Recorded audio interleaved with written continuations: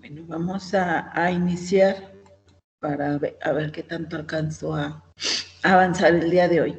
Vamos a revisar el día de hoy ya la última parte de la unidad 1 que corresponde a los esporozoarios, en el cual vamos a revisar paludismo, toxoplasmosis, criptosporidiosis y otros más, entre ellos los que vimos esta semana en el laboratorio, lo que son las coxillas, ¿sí?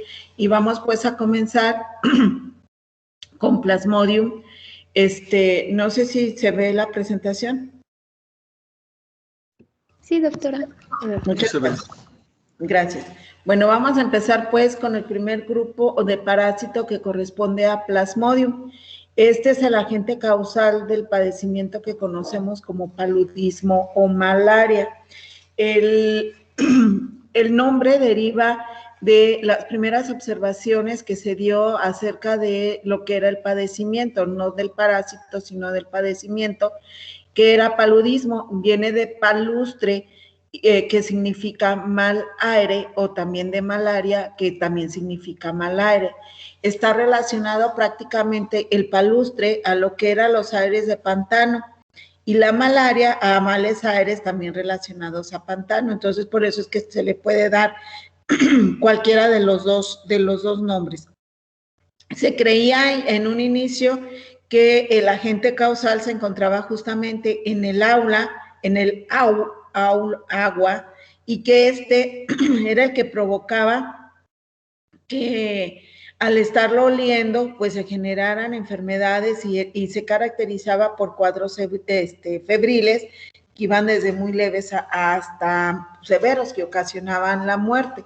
Entonces, uno de los mecanismos de control primario que se dio a todavía sin conocer al agente causal y quién lo transmitía, fue tratar de tapar todos estos lugares, estos pantanos, taparlos con tierra para evitar lo que era ese mal aire, ese olor desagradable que se generaba y al cual le atribuían la enfermedad. Muchos años después, pues ya se sabe que sí es una fuente de infección, pero que no es el aire el que la transmite, sino más bien es un agente vector, que en este caso pues es un mosquito. Existen 4 tipos de Plasmodium, que son los agentes causales del paludismo, que de acuerdo a la importancia que tengan por la gravedad que pudieran presentar de la enfermedad, algunos de ellos pueden ser con síntomas muy ligeros, otros más pueden tener síntomas ya un poco más marcados, más graves, y permanecer en el organismo ya de por vida, en una fase en la cual se almacenan en el hígado. Y otro más, como sería el primero de estos que viene aquí, que es el falciparum, que habitualmente suele ser mortal. Sí, generalmente la persona que lo tiene llega a ser tan grave el padecimiento que le puede estar ocasionando la muerte, y sobre todo si hablamos de personas con un estado de desnutrición severo y personas con inmunosupresión. Las 4 especies identificadas relacionadas a lo que es el Plasmodium, el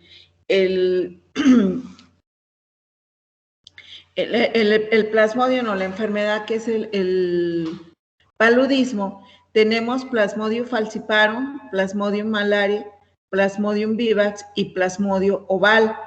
Estos 4 son los que tienen una distribución mundial, sin embargo, ciertos de ellos tienen prevalencia por algunas regiones en el mundo, y recientemente se ha incluido otro que solamente se ha localizado en países del Asia. Todavía no se distribuye a nivel mundial, sin embargo, estos 4 sí son los que más se han identificado. De hecho, la mayoría de la bibliografía pues son básicamente los que nos manejan. Este padecimiento es transmitido por un mosquito, y en este caso son del género Anopheles, y recuerden ustedes que dentro de los mosquitos el que pica es la hembra. Entonces es un mosquito hembra, la cual va a transmitir el padecimiento a través de la saliva, transmite al parásito que se llama Plasmodium, y este es el que va a ser el agente causal de la enfermedad que conocemos como paludismo. Una característica importante de esta es que produce cuadros febriles que van de acuerdo a la especie de Plasmodium. Pueden ser paludismo terciario o cuaternario, incluso hasta se describe el quintano. Ahorita les voy a describir en qué consiste esos cuadros febriles. Esto tiene importancia porque cursa con hepatoesplenomegalia y anemias que van desde leve a grave, y el hecho de saber el ciclo de vida del parásito, pues nos puede explicar justamente el por qué se va a manifestar tanto en el hígado como en el vaso, y me va a estar generando este problema de anemia, ya que el parásito justamente se reproduce en los eritrocitos.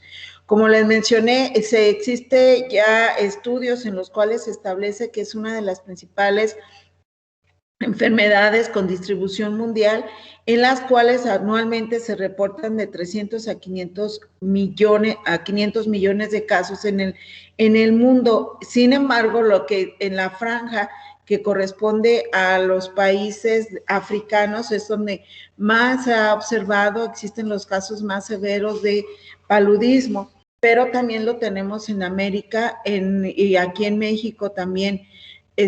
Lo tenemos presente y se considera una de las enfermedades controladas, pero en realidad pues sabemos que esto es un poco difícil, porque es difícil controlar a los mosquitos, y su capacidad de adaptación a condiciones diversas de clima, pues ha hecho que se disemine a todo lo que es a cualquier clima de México, y aquí lo podemos encontrar.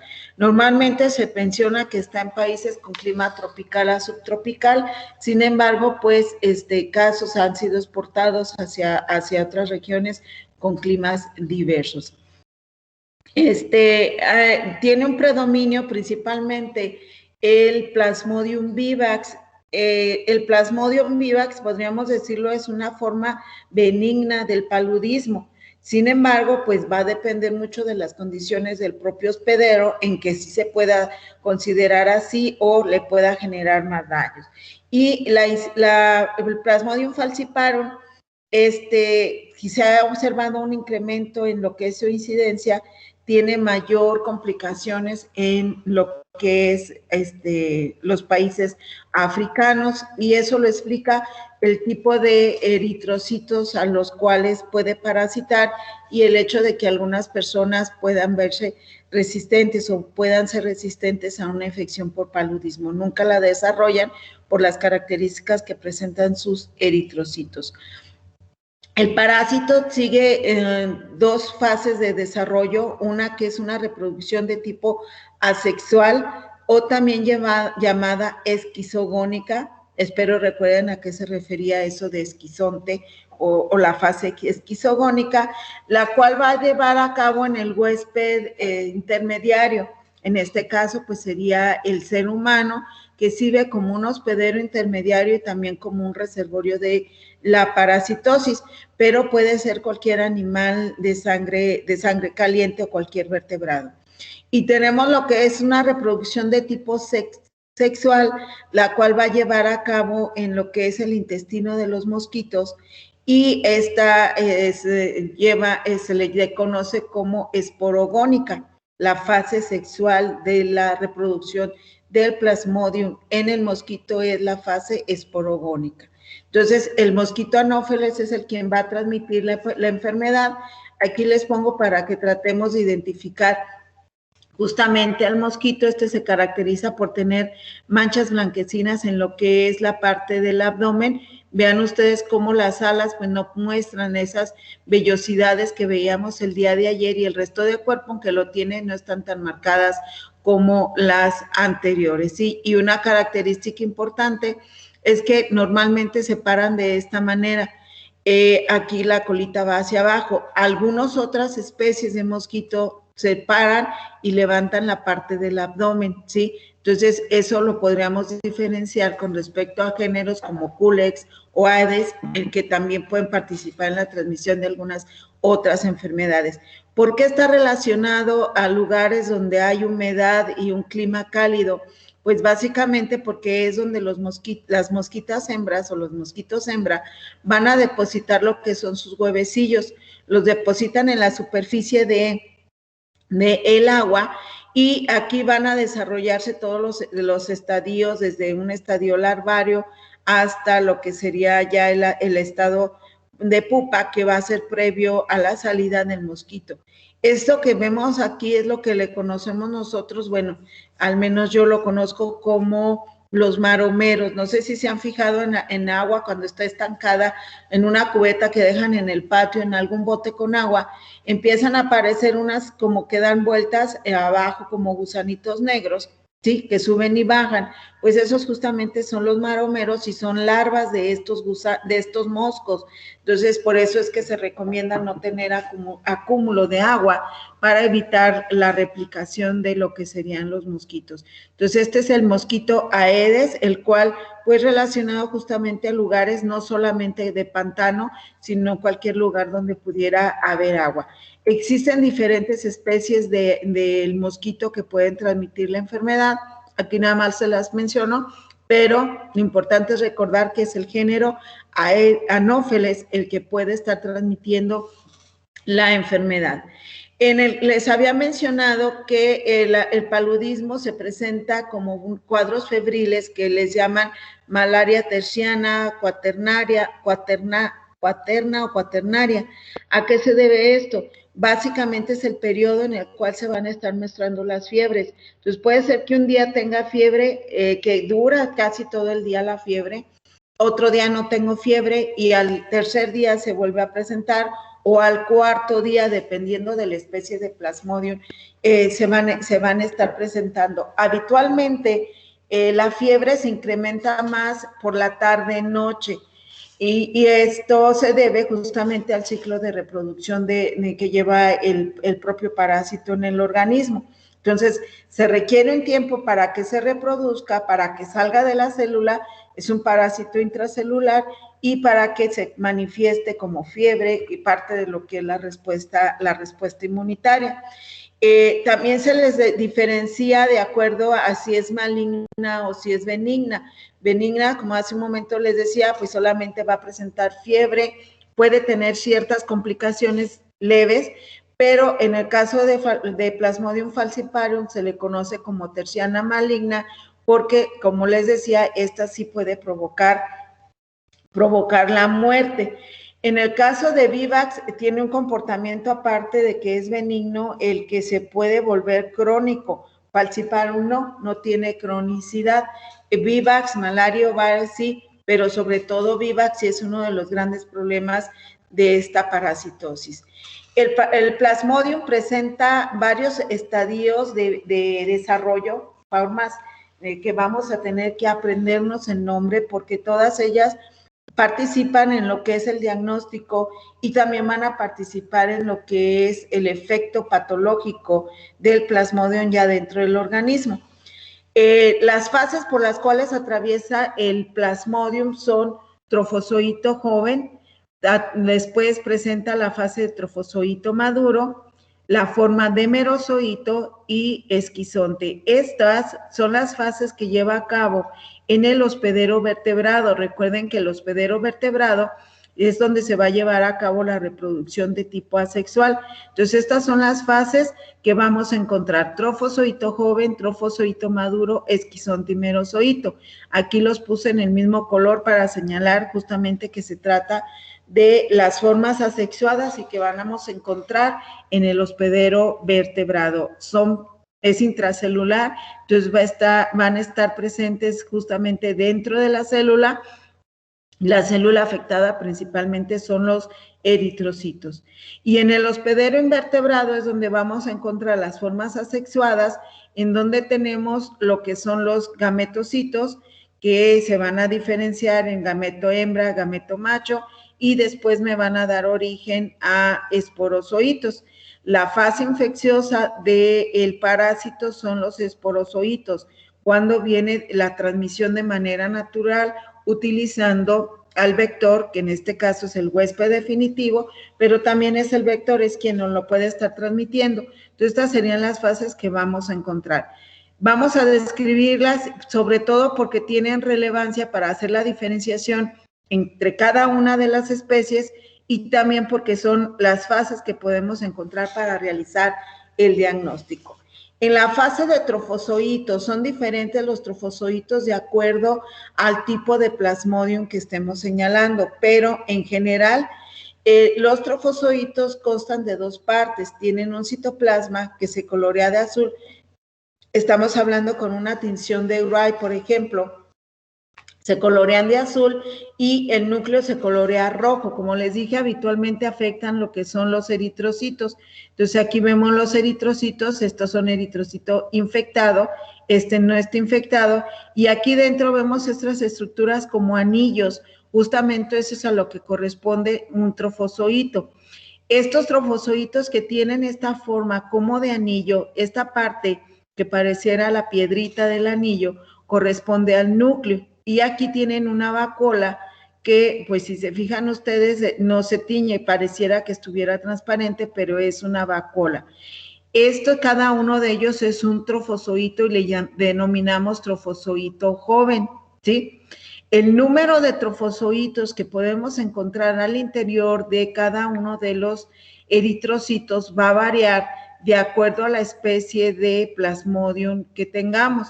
Puede ser desde 1 hasta 4, como lo pueden observar ustedes aquí. 1, 2 o 4, como lo ven aquí. Entonces, la característica en general de todos los trofozoitos joven es esto.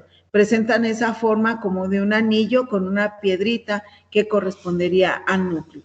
Estos trofozoitos van a sufrir una maduración, se están reproduciendo por fisión binaria y van a comenzar a sufrir una maduración dentro también del eritrocito. Cuando ya se vuelven maduros, entonces vamos a tener trofozoitos adultos o trofozoitos maduros que ya van a cambiar esa forma, ya no se van a ver tan de anillo y van a empezar a tomar una forma ameboide, ¿sí? Ya no está como este anillito, ya vean, ¿no? Aquí ya es una forma ameboide. Este es un trofozoito maduro. Y estas fases las podemos encontrar justamente en circulación, ¿sí?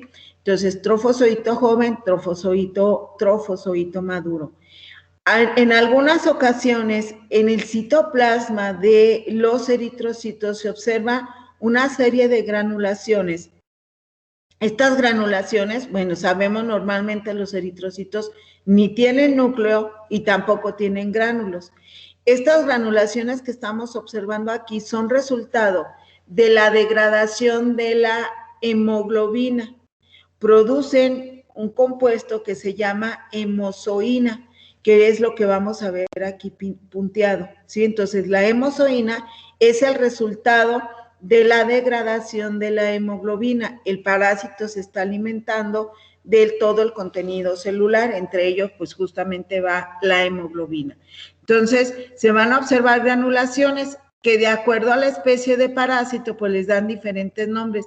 Lo importante recordar es que existen estas granulaciones y se le llaman pigmento malárico, así es como le denominan. Entonces, viva le dan el nombre de Schuffer, Falciparum, Maurer, malaria le dicen Zinman, ¿sí? Y esto es la degradación de la hemoglobina. Los eritrocitos que han sido infectados pueden alterar su forma normal. Recuerden que los eritrocitos son redondos, entonces se pueden volver más anchos, su tamaño normal va de 6 a 8 micras, entonces pueden ver más grandes, pueden verse deformes, ovalados o adquirir también una forma, bueno, lo que le llaman pleomórfica, así es como nosotros lo veríamos, y también va a depender mucho del tipo de parásito que nosotros estemos observando. Cuando los trofozoitos ya maduraron, ya están como trofozoitos maduros, siguen reproduciéndose en el interior del eritrocito y entonces ya se van a formar masas condensadas con la cromatina que va a dar origen a lo que son los núcleos y va a continuarse reproduciendo. Esta estructura que vemos aquí y cada uno de estos individuos anteriormente era un trofozoito, fue madurando y ahora se volvió un esquizonte. Esto que tenemos aquí es un esquizonte y cada uno de estos puntitos que están aquí al interior de este esquizonte, que es más que un eritrocito en donde se está reproduciendo los trofozoitos, se denominan merozoitos. Ya no son trofozoitos, ahora son merozoitos, ¿sí? El número de merozoitos que podamos encontrar también va a permitir la diferenciación de cada una de las especies. Hay algunos que pueden tener hasta 36 merozoitos, hay unos que tienen 16, 8, dependiendo de la especie. Ahorita viene una tablita en donde podemos ver eso. Entonces, esto que tenemos aquí adentro es un merozoito, todo esto es un eritrocito infectado, pero toda la estructura en conjunto se le denomina esquizonte. ¿Qué va a pasar con estos merozoitos que están aquí? Estos merozoitos, al estar incrementando en número, van a provocar la lisis celular y van a liberarse. Se liberan y pueden ir a infectar a un nuevo eritrocito, ¿sí? Entonces, vean ustedes cómo aquí el eritrocito, pues prácticamente ya no tiene nada de hemoglobina y vean que está diferente a un eritrocito que todavía no ha sido infectado, ¿sí? Entonces, después de que se maduró el trofozoito, me va a desarrollar un esquizonte y dentro de los esquizontes vamos a tener los merozoitos. Los merozoitos tienen una porción que es la parte conoide, en donde vamos a encontrar unas rioptias y unos micronemas. ¿Qué importancia tiene esto? Esta es la parte que va a permitir que este merozoito, que tiene forma así como de media luna, de platanito, pueda infectar a otro eritrocito. Esta es la porción que se va a unir a la membrana del eritrocito para poderla infectar. Sabemos que los eritrocitos no fagocitan, entonces aquí libera una serie de enzimas y el movimiento a través de las rioptrias y micronemas es lo que va a permitir que todo el contenido celular atraviese el eritrocito y de esa manera pueda llegar al interior y poderse continuar alimentando. Este merozoito se va a convertir ahora en un trofozoito joven, después en un trofozoito maduro, me van a desarrollar esquizontes y posteriormente nuevamente regresa a ser merozoito. El ciclo de vida dentro de todo lo que son los parásitos de Plasmodium es el que para mí suena más complejo por todas las fases por las cuales tiene que atravesar y el hecho de que pasa por muchas fases y al final regresa a la de inicio, a ser merozoito. Entonces ahorita lo vemos así ya en conjunto, cómo va a ocurrir esto. Entonces, esto es la parte, la porción infecciosa, la forma infecciosa dentro del mismo organismo. Si dentro de mi cuerpo ya se está reproduciendo el parásito y esa es la fase que va a ser infecciosa para otros eritrocitos. Cuando el trofozoito maduro empieza ya, bueno, ya está como trofozoito maduro, elige en algún momento de su ciclo, elige ya no convertirse en un esquizonte para dar origen a nuevos merozoitos. Dice, ya no quiero hacer eso, ahora lo que hago es que ese trofozoito maduro se va a diferenciar a un gametocito. Este gametocito está, aquí vean cómo tenemos trofozoitos que se ven todavía con su forma característica anular, ¿sí? Aquí ya empiezan a reproducirse. Pero uno de estos trofozoitos dijo, yo ya no quiero continuar con la maduración por ese lado, y toman otra vía, se diferencian a gametos, ¿sí? Estos gametocitos van a permanecer en circulación. Si no son estos gametocitos tomados por un mosquito, cuando vuelve a picar al individuo y toma la sangre, si no son tomados por este mosquito, estos gametocitos son degradados aquí mismo en el organismo. Ya no tienen la capacidad de volver a infectar a otra célula, simplemente van a ser destruidos, van a ser degradados y habitualmente pues pueden verse así como que ya fuera del eritrocito o bien dentro del eritrocito, pero ya no van a tener ninguna función. Este es un gametocito. La forma de los gametocitos puede variar dependiendo de las especies. Habitualmente los vemos así redondos en lo que es Vivax, Malaria y Oval. Los vamos a ver así. Sin embargo, en el caso de Falciparum, los voy a ver de esta manera. Tienen una especie como de forma de plátano o de media luna o de una lancha, como ustedes le quieran decir. Así es como se verían. Solo les menciono que cuando se encuentran gametocitos en circulación, esto nos está indicando una forma grave de la enfermedad del paludismo. O sea, ya que estén saliendo en circulación es una forma grave, ya su paciente pues ya está en el estado más terminal de lo que es el paludismo. Entonces, normalmente no deberían de estar en circulación. Estos permanecen en circulación, pero profunda, no en la circulación periférica, ¿sí? Entonces, cuando salen así, de manera periférica, es en la etapa febril en el pico más alto, pero también suele ser un mal diagnóstico para el paciente el encontrarlos directamente en circulación. El riesgo aparte de que ese individuo pues es infeccioso para los mosquitos. Entonces aquí están los estadios que hemos visto, el trofozoito joven, ¿sí? Con la cromatina que está en el núcleo, pero pareciera como la piedrita, y la fase anular con su vacuola al centro. El trofozoito maduro, el cual ya va a tener una forma ameboide. Del trofozoito maduro viene a dar lugar a lo que son los esquizontes, ¿sí? En el esquizonte también hay maduro y maduro, pero en el maduro es donde vamos a encontrar lo que son los merozoitos, que correspondería a la fase infecciosa para otro eritrocito. Entonces, esas serían las fases que vamos a ver. En esta tabla está justamente cómo se hace la diferenciación de acuerdo a las características del trofozoito joven, a las características del trofozoito maduro, cuántos esquizontes y merozoitos, lo que es el esquizonte, cuántos merozoitos tiene. Miren, en el caso de Falciparum puede tener hasta 32 merozoitos. Esto explica parte de la gravedad de la parasitosis, a diferencia del resto que está entre 8 a 12 o 14 merozoitos, este puede tener hasta 32, quiere decir que tiene una capacidad de invasión mucho más severa que el resto de los Plasmodium. En los gametocitos, o el gametocito, como les dije, semilunar, y en el resto, pues sí hay que tener más destreza para poder diferenciarlo porque pues se ven ovalados.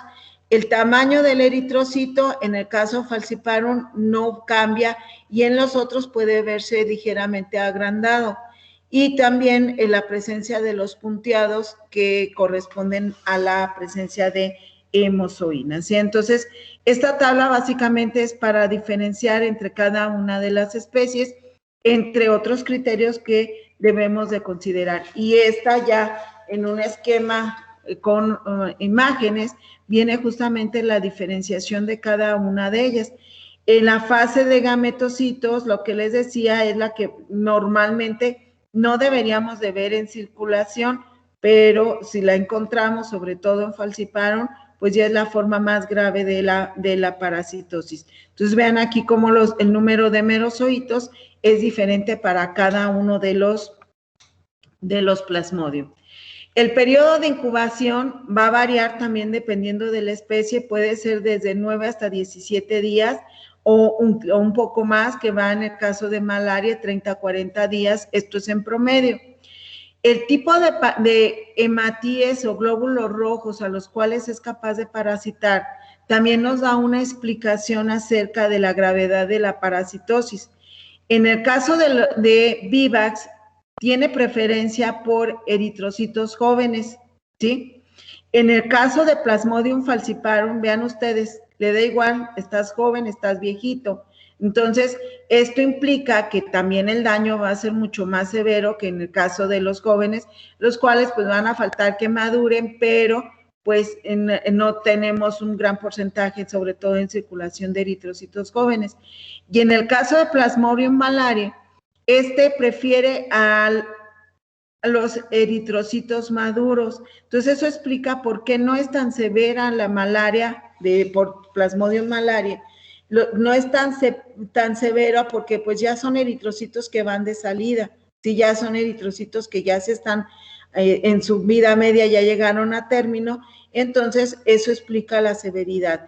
Y el tiempo de duración de esta, aunque aquí nos dice que es de 9 meses a 1 año, quizá por el periodo de incubación, esta realmente, el daño que va a ocasionar en el organismo es tan severo que lleva a cuadros hemorrágicos, a daño en lo que es el sistema hepático, por lo que va a llevar una alteración en plaquetas, en proteínas de coagulación y también en proteínas de la respuesta inmunitaria. Entonces, aquí está el hecho de por qué están presentándose en el caso de falciparum la manera más grave en la cual se pueda presentar.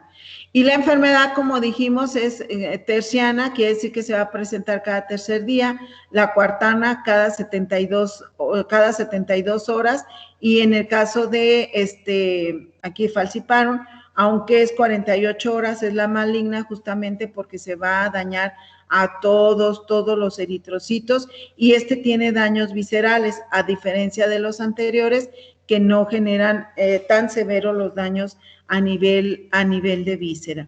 Otra imagen nada más para que estas es así como que tener un cuadro ahí en la sala para aprendérnoslas y poderlas diferenciar en dado caso de que sea necesario hacer una diferenciación. En México tenemos predominio por Vivax y Oval, entonces pues básicamente esto es lo que nos tendríamos que aprender. Realmente el encontrar los gametos es bastante difícil, pero sí podríamos tener cualquiera de estas formas, ¿sí? Entonces, falciparum más que nada hacia los países de Asia y de América. ¿Cómo se transmite el Plasmodium? Pues básicamente la manera natural es utilizando el vector, que en este caso es la hembra, en los cuales lo que va a transmitirnos al momento de hacer la picadura va a ser la fase infecciosa, que son los esporozoitos. En el caso de, también puede ocurrir una transmisión por objetos contaminados, como sería el uso de alguna jeringa o algún pinchazo con algún otro objeto contaminado con sangre, pero también está el riesgo de una transfusión sanguínea. Cuando preguntan en el cuestionario si ha tenido paludismo y si dice que sí, hace cuántos años, pues ya de plano lo descalifican para ser donador. ¿Por qué? Porque el Plasmodium, sobre todo el que encontramos aquí en México, genera una fase de latencia en el hígado y puede salir en cualquier momento y presentar cuadros nuevamente de paludismo a 1 año después de haber tenido la fase aguda de la enfermedad. Y también ocurre la transmisión vertical de la mamá hacia el producto, y los daños pueden ser desde la muerte o alteraciones, principalmente a nivel del sistema nervioso central, porque afectan a lo que son los eritrocitos, al no haber buen flujo de oxigenación, y también el daño para lo que es cuadros anémicos severos y el daño a lo que refiere al hígado. Entonces tenemos el periodo de incubación que puede verse alargado por la fase de resistencia, que se le denomina hipnozoito, ¿sí? Estos hipnozoitos no son más que merozoitos que se quedaron dormidos dentro de las células hepáticas, dentro de lo que son los hepatocitos. Entonces el periodo de incubación o de latencia que se genera, en este caso en el Vivax, pues suele ser mucho mayor que en cualquiera otro de las presentaciones del parásito. El parásito tiene, ya mencionamos, dos partes en su ciclo de vida, uno que es la reproducción sexual y otro que es la reproducción asexual. Nuevamente, nada más para recordar, en la reproducción asexual se le denomina también ciclo esquizogónico. El ciclo esquizogónico va a ocurrir en el huésped vertebrado, y el ciclo esquizogónico se divide en 2 etapas. Una que es la etapa preeritrocítica, la cual va a ocurrir en el hígado, y otro más que es la etapa eritrocítica o ciclo eritrocítico, que va a ser justamente dentro de los eritrocitos, y esta es la que va a mostrar o va a ser la responsable de todo lo que es la clínica del padecimiento. Y en los mosquitos tenemos lo que es la reproducción sexual, que se refiere a la reproducción esporogónica, va a dar lugar a lo que son los esporozoitos, y esta solo va a ocurrir en el intestino de los mosquitos. Como les dije, en el caso de las roptias, y esto es lo que va a invadir, hay un video, no me acuerdo si lo dejé, no. Hay un video en YouTube en el cual muestran cómo entra la célula, qué es lo que estaría pasando aquí. Está un poquito largo, pero es muy interesante en cuanto a que explica cómo entra las células. Aquí está liberando una serie de compuestos que van a evitar un daño enzimático y van a abrir poro para permitir que todo el merozoito entre hacia lo que es el eritrocito o la célula hepática. Este es el ciclo de vida, como ven, si lo comparan, por ejemplo, en el último que vimos en la clase pasada, que fue el de el ciclo de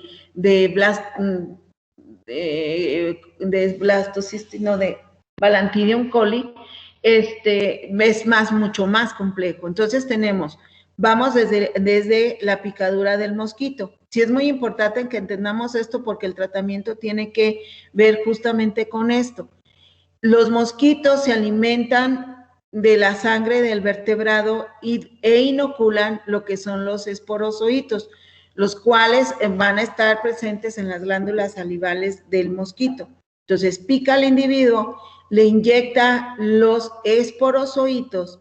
Los esporozoitos en circulación tardan, se ha estimado, aproximadamente 30 minutos en llegar al hígado, por eso es que ponen aquí el hígado. Van a migrar hasta el hígado, 30 minutos.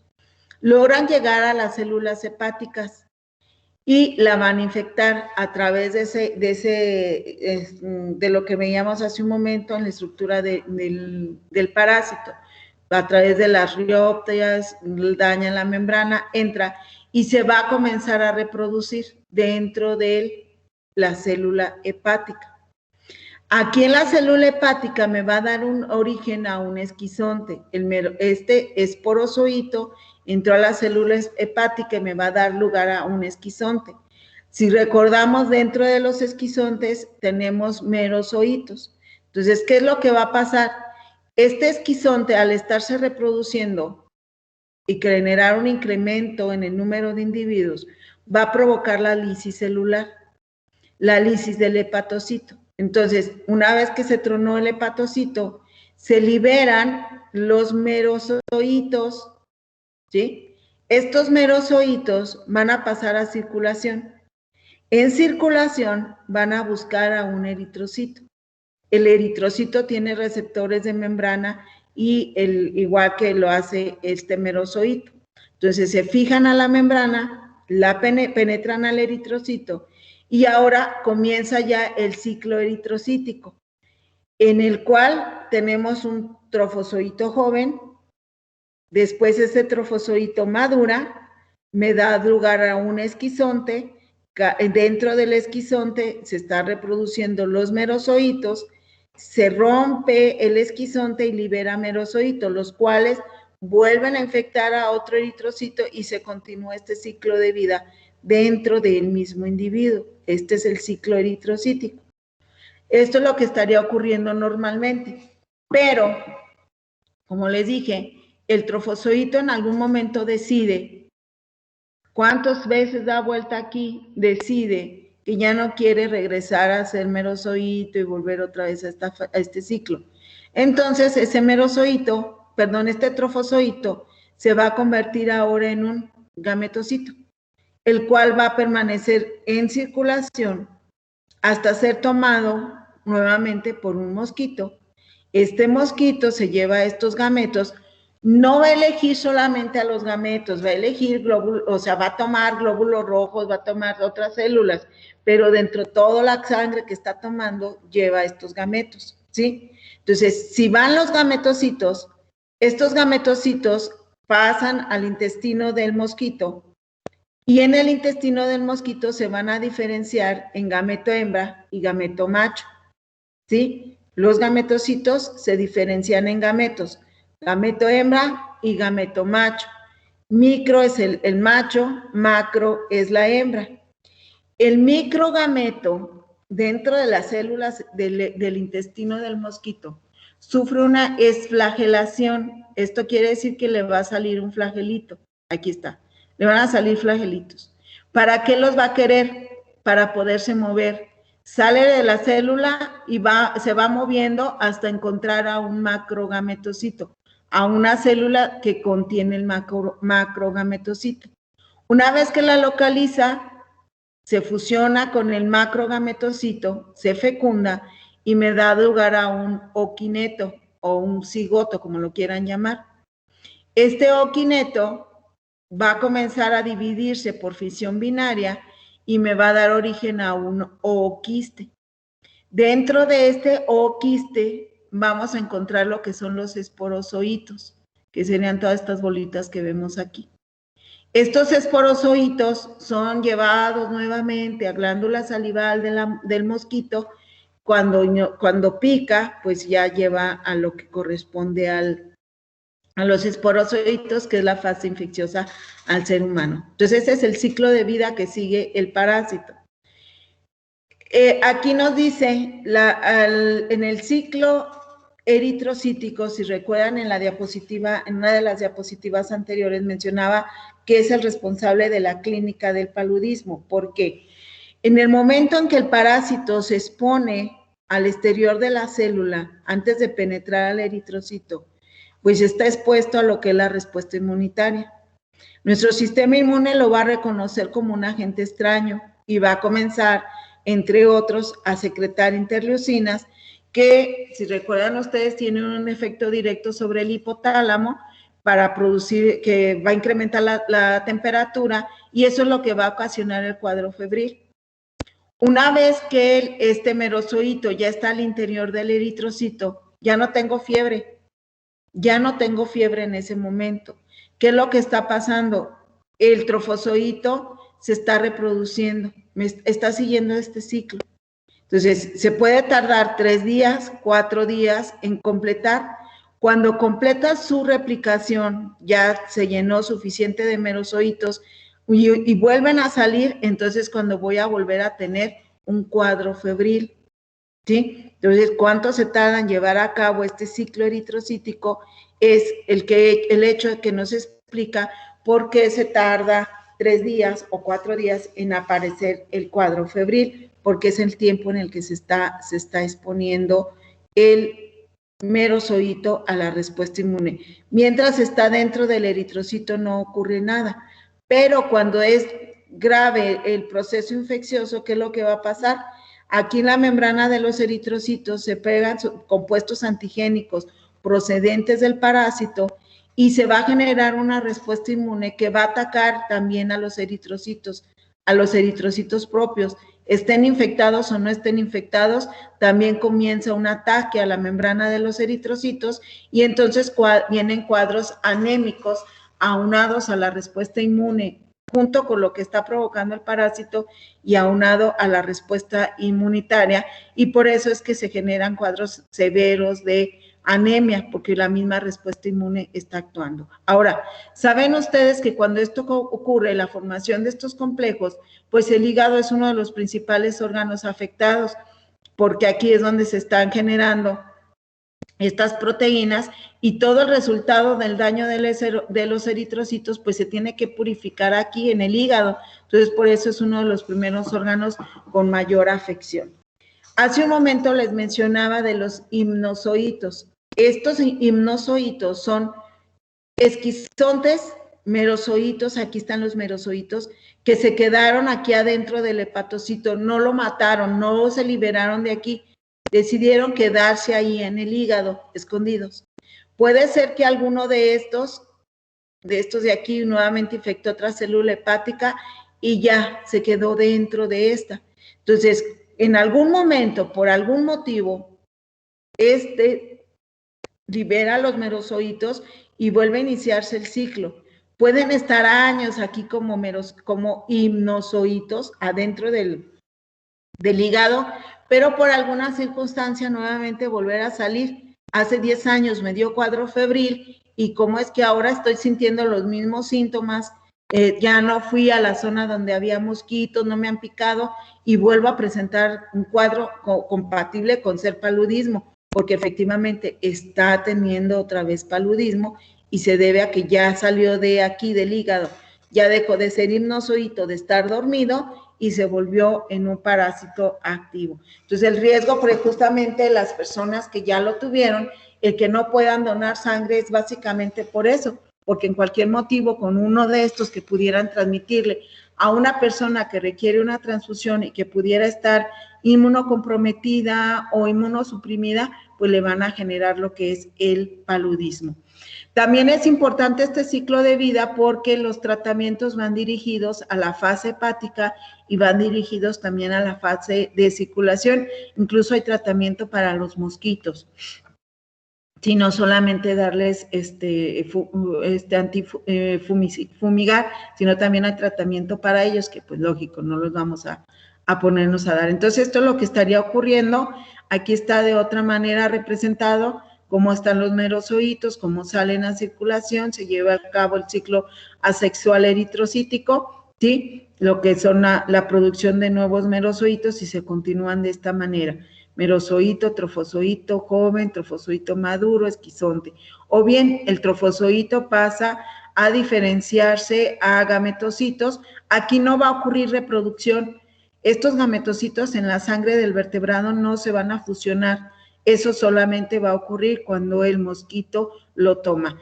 Pero si ustedes transfunden una sangre que contenga uno de estos sí va a ser contagioso para él. Si le transfunden esto, no. Pero si le transfunden cualquiera de estas etapas, sí va a ser infeccioso en el individuo.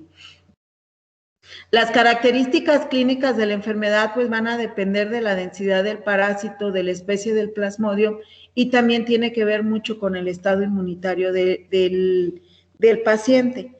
Se presenta normalmente lo que le llaman triada malárica, en la cual hay presencia de escalofrío, fiebre y sudoración.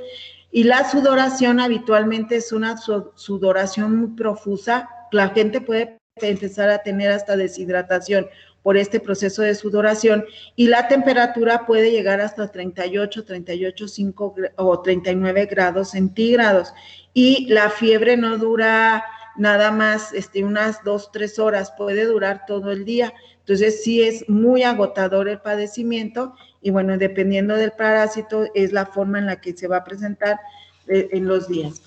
La malaria no complicada, la forma leve de la malaria, que habitualmente es Vivax, malaria y oval, presenta solamente escalofrío, fiebre y lo que es la sudoración, ¿sí? Que genera somnolencia, cansancio y desaparecen los síntomas y si se le da el tratamiento al paciente logra resolver el proceso.